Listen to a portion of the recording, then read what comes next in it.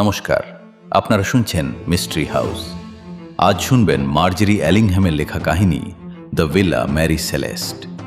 গল্পটি প্রথম প্রকাশিত হয় 1960 সালে। এই গল্পে ডিটেকটিভ অ্যালবার্ট ক্যাম্পিয়নকে দেখা যায়, যাকে 30 বছরেরও বেশি সময় আগে প্রথমবার বইয়ের পাতায় দেখা গিয়েছিল। লেখিকা মার্জেরি অ্যালিংহ্যাম অবশ্য ইম্পসিবল ক্রাইম মিস্ট্রি লেখার জন্য খুব একটা পরিচিত নন। তার বন্ধু লেখক জন ডিকসন কার যেমন জটিল প্লট নিয়ে লিখতেন, মার্জেরি সেদিকে অতটা জোর দিতেন না। কিন্তু তা সত্ত্বেও লকড রুম মিস্ট্রির একটা বিখ্যাত লিস্টে তার লেখা একটি নভেল আর 4টি ছোট গল্প জায়গা পেয়েছে, যার মধ্যে এই গল্পটিও একটি। মার্জেরি অ্যালিংহ্যামের জন্ম এক লেখক পরিবারে। তার বাবা মা দুজনেই লেখালেখি করতেন। মার্জেরিকে জীবনে অনেক কঠিন সময়ের মধ্যে দিয়ে যেতে হয়েছিল, কিন্তু তা সত্ত্বেও তিনি খুব নামকরা একজন রহস্য লেখিকা হয়ে ওঠেন। তার লেখা বড় বড় বইয়ের তুলনায় এই ছোট গল্পটা আকারে বেশ ছোট হলেও এর মধ্যেও তার দারুণ লেখার স্টাইল বেশ ভালোভাবেই ফুটে উঠেছে। শুনতে থাকুন আজকের গল্প, মার্জেরি অ্যালিংহ্যামের লেখা কাহিনী দ্য ভিলা ম্যারি সেলেস্ট। খবরের কাগজগুলো চেস্টনাট গ্রোভের ম্যাকগিলদের বাড়িটাকে নাম দিয়েছিল Villa Marie Celeste. Chief inspector Charles Luke খেয়াল করলেন দুটো রহস্যের মধ্যে কি অদ্ভুত মিল। এটা দেখে তিনি এতই অবাক হলেন যে সঙ্গে সঙ্গে তার বন্ধু অ্যালবার্ট ক্যাম্পিয়নকে ফোন করে ডেকে পাঠান। শহরের বাইরের দিকে একটা নিরিবিলি পাব দ্য সানে তাদের দেখা হলো।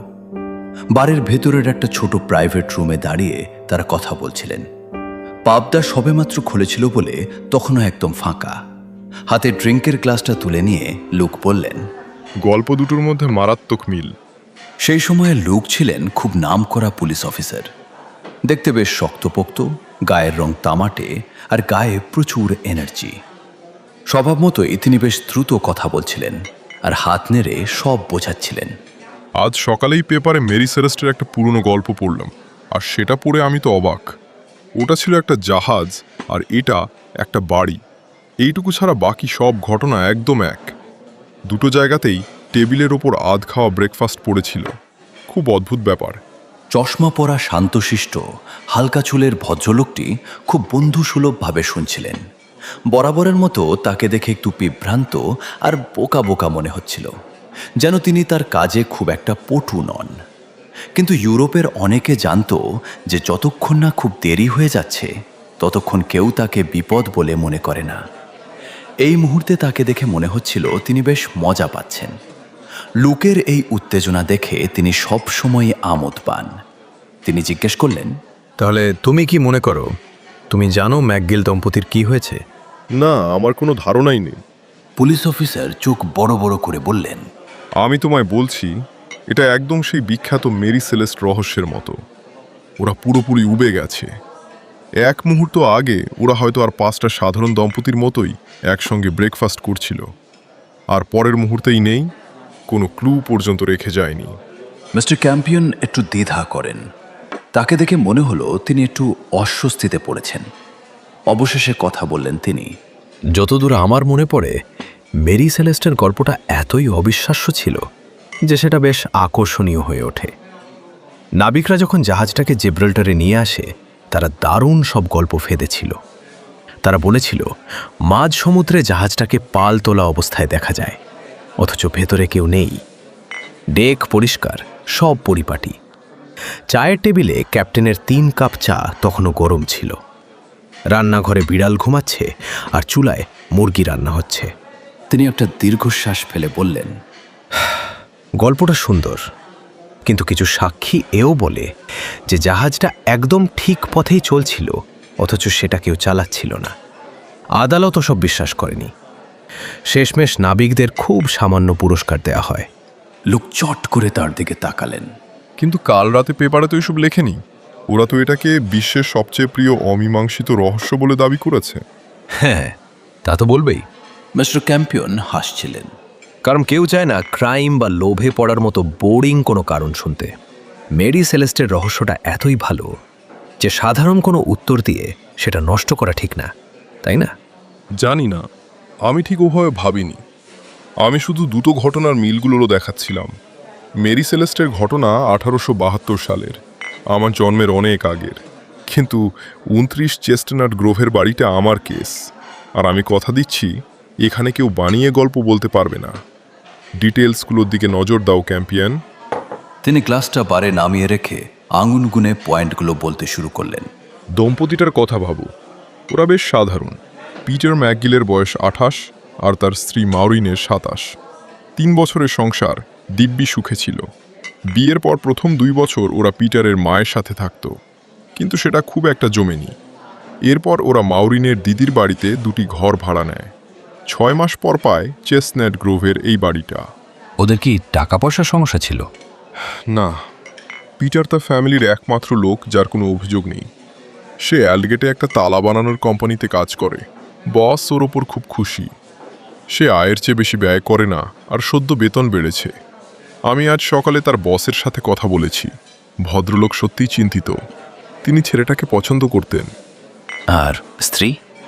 সেও খুব ভালো মেয়ে, বুদ্ধিমতী আর নির্ভরযোগ্য। কয়েক মাস আগে পর্যন্ত টাইপিস্টের চাকরি করত। পিটারের কথায় চাকরি ছেড়ে দেয় সংসার আর বাচ্চা নেওয়ার পরিকল্পনায়। ঘরবাড়ি একদম ঝকঝকে তকতকে রাখত সে, যদিও ওরা 6 দিন ধরে নিখোঁজ। এই প্রথম মিস্টার ক্যাম্পিয়নের চোখে সত্যিকারের আগ্রহ দেখা দেয়। কিছু মনে করো না, কিন্তু মনে হচ্ছে পুলিশ খুব দ্রুতই এই কেসে জড়িয়ে পড়েছে। মাত্র 6 দিন একজন দম্পতির পক্ষে নিখোঁজ হওয়ার জন্য যথেষ্ট সময় নয়। তোমরা আসলে খুঁজছোটা কি চার্লস? মৃতদেহ? লোক কাঁধ ঝাঁকালেন। অফিসিয়ালি না, তবে সন্দেহ তো হতেই পারে।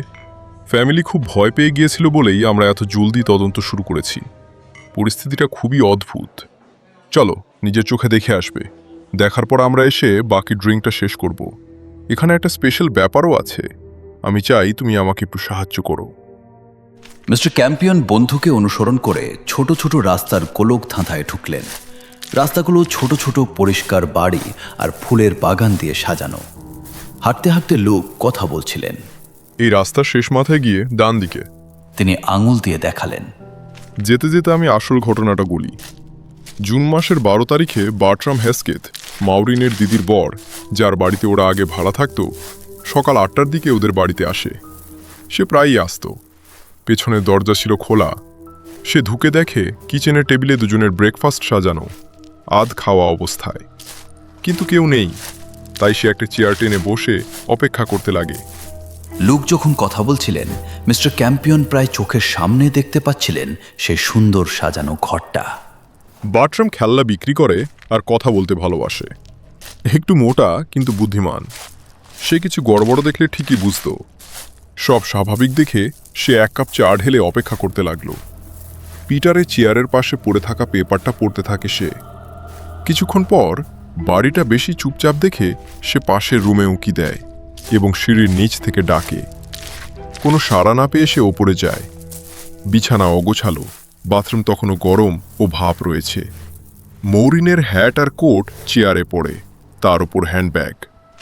বার্ট্রাম নিচে এসে বাকি ঘর চেক করে বাগানে যায়। মৌরিন ব্রেকফাস্টের আগে কাপড় ধুচ্ছিল। দড়িতে কাপড় শুকোচ্ছে, নিচে খালি ঝুড়ি, কিন্তু মানুষ নেই।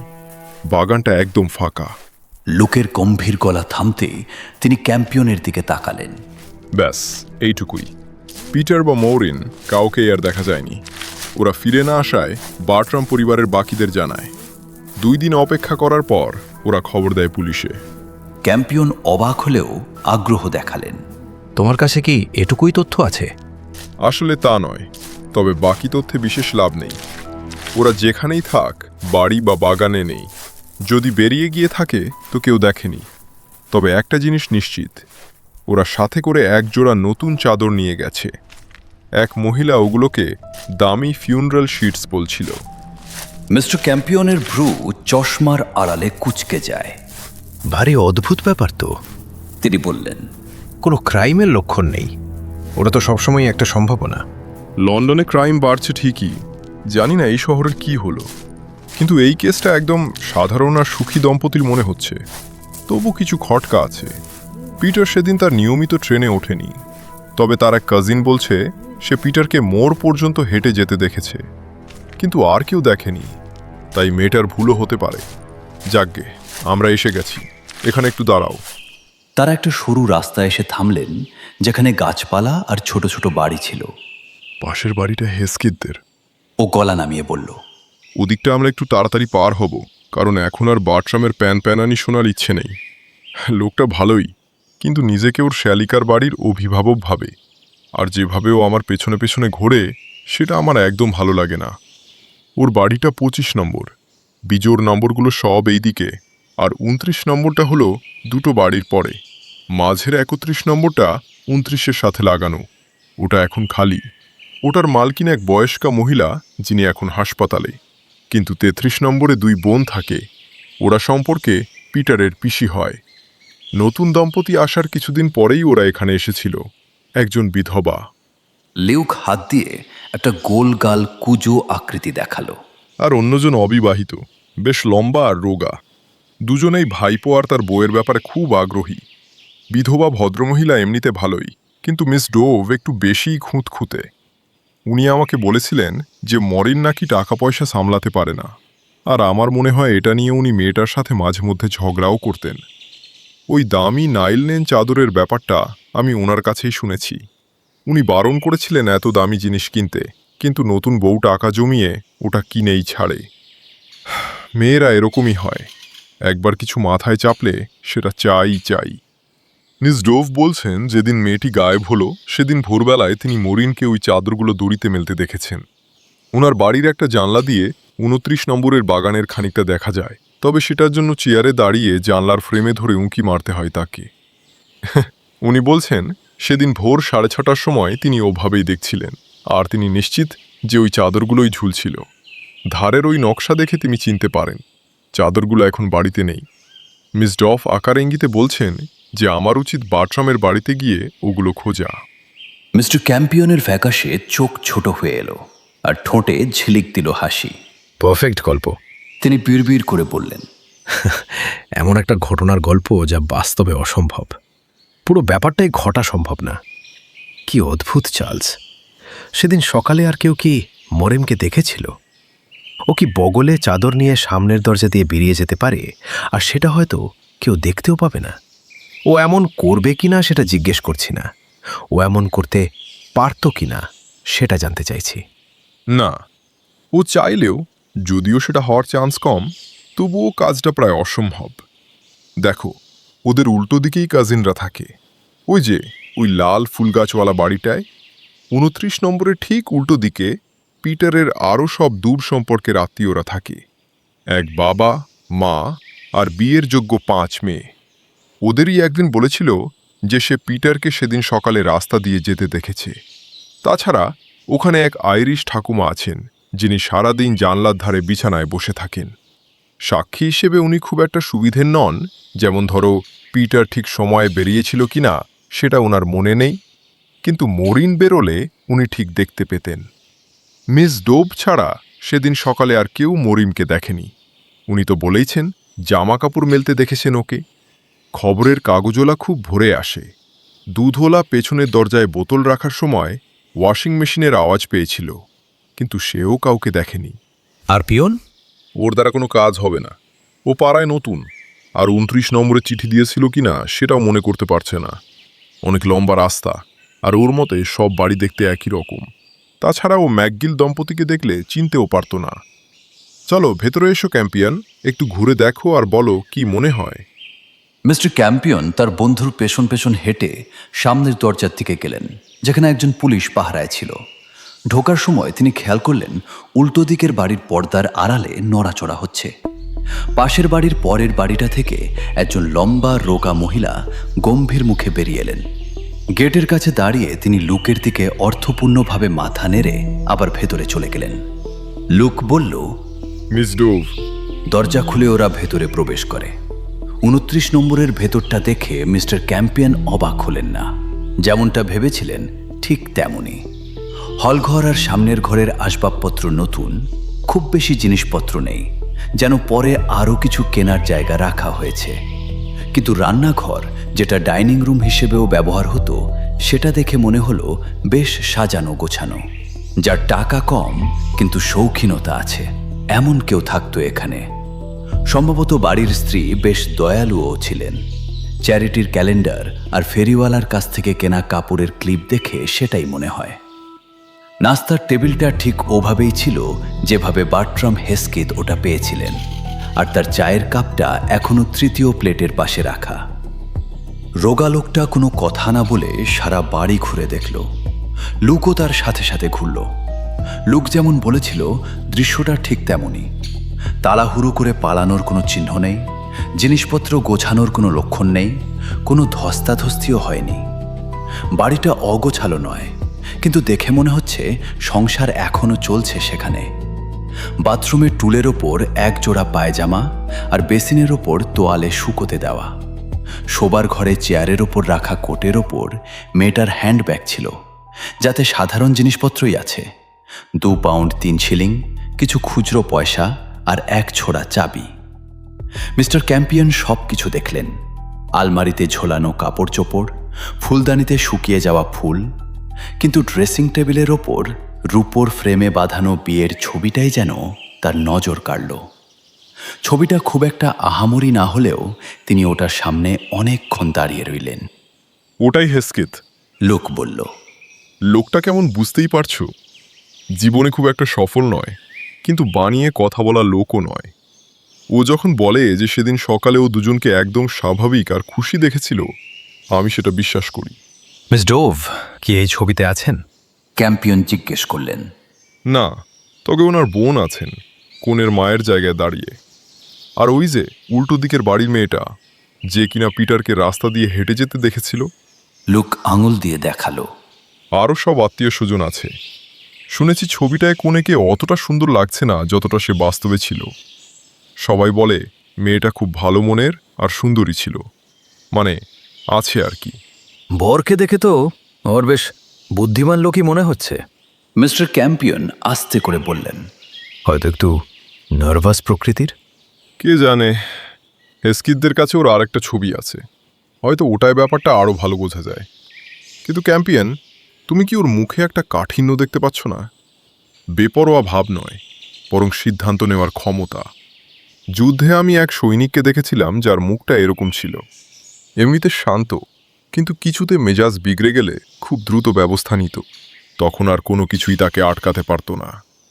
যাকগে, ওসব এখন আর ভেবে লাভ নেই।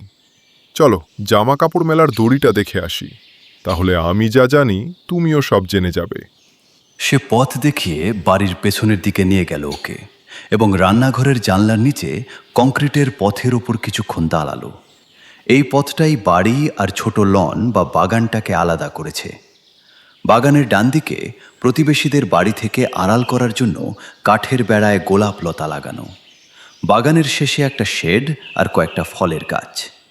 বাঁদিকে হাসপাতালে থাকা ওই বয়স্কা মহিলার বাগানের গাছপালা বেড়ে জঙ্গল হয়ে গেছে, যেটা মিস ডোভ ছাড়া সবার দৃষ্টি আটকায়। ক্যাম্পিয়নের সন্দেহ মিস ডোভ ঠিক এই মুহূর্তেও চেয়ারে দাঁড়িয়ে জানলা ধরে তাদের দেখছেন। লুক খালি দড়িটার দিকে ইশারা করল। আমি কাপড়গুলো ভেতরে আনিয়ে নিয়েছি। হেস্কিথরা ওগুলো নিয়ে চিন্তায় ছিল, আর বাইরে রেখে নষ্ট করার তো কোনো মানে হয় না, তাই না? শেডের ভেতরে কি আছে? একটা সাধারণ কোদাল, একটা খাঁচ কাটা কোদাল আর একটা ঘাস কাটার মেশিন। এসো দেখো, মেঝেটা মাটির, আর গত 30 বছরে যদি কেউ ওটা খুনে থাকে তো আমি খুব অবাক হব। যদিও শেষমেশ আমাদের খুঁড়তেই হবে, তবে সেটা হবে সময়ের অপচয়। মিস্টার ক্যাম্পিয়ন কাঠের শেডটার ভেতরে উকি দিলেন। বেশ পরিষ্কার, কিন্তু ধুলো মাখা। মেঝেটা শুকনো আর শক্ত। বাইরে 6 ফুট উঁচু ইটের দেয়ালের গায়ে একটা নড়বড়ে পুরনো মই হেলান দিয়ে রাখা ছিল। মিস্টার ক্যাম্পিয়ন সাবধানে মইটা পরীক্ষা করলেন। ওটা তার ভার নিল বটে, তবে খুব একটা ভরসা পাওয়া গেল না। তিনি দেয়ালের ওপারে দেখার জন্য ওপরে উঠলেন। ওপারে একটা সরু গলি চলে গেছে, যেটা এই দেয়াল আর পরের রাস্তার একটা বাড়ির বাগানের বেড়ার মাঝখানে। গলিটা অদ্ভুত, দুটো রাস্তার বাড়িগুলোর মাঝখান দিয়ে গেছে। শহরতলির এই পাড়াগুলো খুব একটা মিশুকে নয়, জানো তো। এক রাস্তার লোক অন্য রাস্তার লোককে চেনেও না। ফিলিপ টেভিনিউর চেয়ে চেস্টনাট গ্রোভ রাস্তাটা বেশি ভালো। মিস্টার ক্যাম্পিয়ন নিচে নেমে এলেন, হাত থেকে ধুলো ঝাড়তে ঝাড়তে। তার চোখে মুখে হাসি চিকচিক করছিল। তিনি বললেন, আমার জানতে ইচ্ছে করছে ওদিকের কেউ তাকে দেখেছিল কিনা। সে নিশ্চয়ই চাদরগুলো সাথে করে নিয়ে যাচ্ছিল।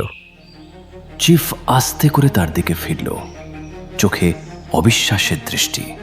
তুমি কি বলতে চাইছো যে সে সোজা হেঁটে এখানে এলো, দেয়াল টপ কালার চলে গেল ওইসব কাপড় কাচার পোশাকে? এটা পাগলামি। সে কেন এমন করবে? ওর বর কি ওর সাথে ছিল? না, আমার মনে হয় পিটার রোজকার মতো চেস্টনাট গ্রোভ দিয়ে হেঁটে গিয়েছিল।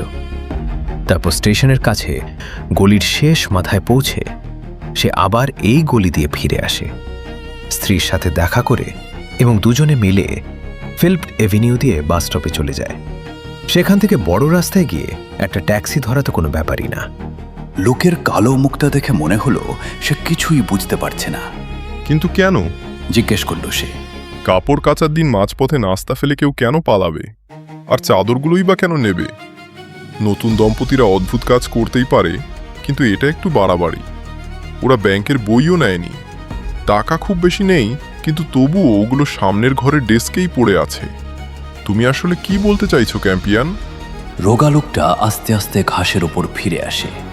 আমার মনে হয় চাদরগুলো শুকিয়ে গিয়েছিল, আর নাস্তার আগেই সে ওগুলো ভাঁজ করে ঝুড়িতে রাখে। ঘর থেকে দৌড়ে বেরোনোর সময় সে ওগুলো পড়ে থাকতে দেখে আর ফেলে আসতে পারেনি। আমার ধারণা তার বর তাকে ওগুলো নিয়ে আসতে দেখে বেশ বিরক্তই হয়, কিন্তু মানুষ তো এমনই হয়, তাই না? আগুন লাগলে পালানোর সময় তারা অদ্ভুত সব জিনিস বাঁচানোর চেষ্টা করে। কিন্তু ও তো আগুন থেকে পালাচ্ছিল না। ও তাই বুঝি? মিস্টার ক্যাম্পিয়ন হেসে উঠলেন। আমার তো মনে হয় ওই মুহূর্তে ওরা বিপদেই ঘিরেছিল। শোনো চার্লস, যদি পিয়ন এসে থাকে তবে সে 7:25 এসেছিল। আমার ধারণা সে এসেছিল আর এমন একটা সাধারণ বাণিজ্যিক খাম এনেছিল যেটা মনে রাখার মতো কিছু না, একদম সাদামাটা একটা খাম। আচ্ছা বলো তো, সকাল 7:30টায় কার আসার কথা ছিল? বার্ট হেস্কিথ। আমি তো বললাম সেটা।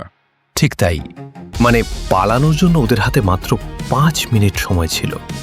পিটার ম্যাকগিলের মতো জেদি আর চালাক লোকের পক্ষে চট জলদি ব্যবস্থা নেওয়ার জন্য ওইটুকুই যথেষ্ট। মনে রেখো, ওর বউ ছিল দয়ালু আর সহজ সরল, তাই তুমি ওর মুখে যে কাঠিন্য দেখেছিলে সেটা কাজে লাগিয়ে ও পরিস্থিতি সামলে নেয়। চার্লস, ওদের হাতে মাত্র 5 মিনিট ছিল ওই সব দাপুটে আত্মীয় স্বজনদের হাত থেকে বাঁচার জন্য, যাদের আমরা বিয়ের ছবিতে দেখেছি। ওরা সবাই পিটারের খুব কাছে থেকে ওকে ঘিরে রেখেছিল, তাই পালানোটা ছিল বেশ কঠিন। পিটার সামনের দিক দিয়ে বেরোলো যাতে পরিচিত চোখগুলো ওকে রোজকার মতো দেখে আর চিন্তা না করে।